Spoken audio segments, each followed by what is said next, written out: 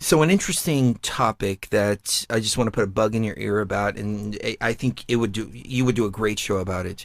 I don't know if What? you've heard of this, the dead internet theory. I have not Okay, heard.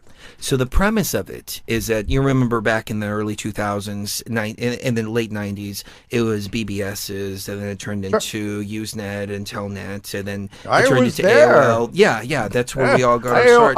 I was an AOL forum consultant. Yeah. Oh, were you really?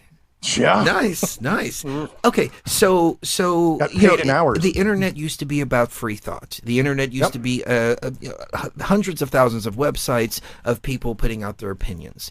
Right. And now what's happened is people realistically go to maybe 10 to 15 websites. YouTube,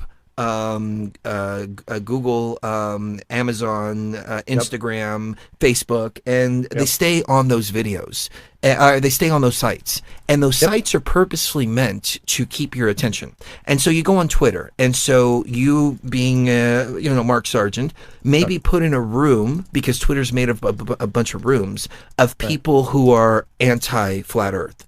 And the Right. reason for that is to invoke an emotional response from you Yep. and keep you engaged on Twitter for longer. And so it's not necessarily that they're giving you content that you like. It's content that's going to keep you engaged. Your attention is what they're really after. And then Right. taking it a step further, back in 2013, they realized that about 40% of the traffic is bots.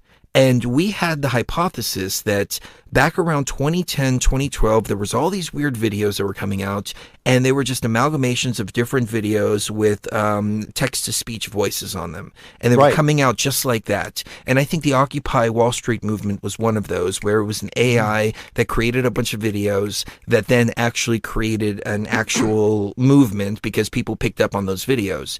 Right. So a lot of the content out there is produced by AI. And I would take it even a step further and say a lot of the chat room, not the chat room here at BTV, but a lot of chat rooms, a lot of comments, things like that, are all AI bots. So you're arguing with bots online. You can give them all the data, you can give them everything, but they're not going to deviate away from their program. And the dead internet theory is that basically the internet is dead. It's mostly bots. We've been kept in these small little bubbles, and it's very rare to interact with actual people nowadays. I mean, on the grand scope of things. I mean, you have, Right. supposedly tens of millions of people on the internet, but you run into a couple of hundred maybe, and that's about Right. it.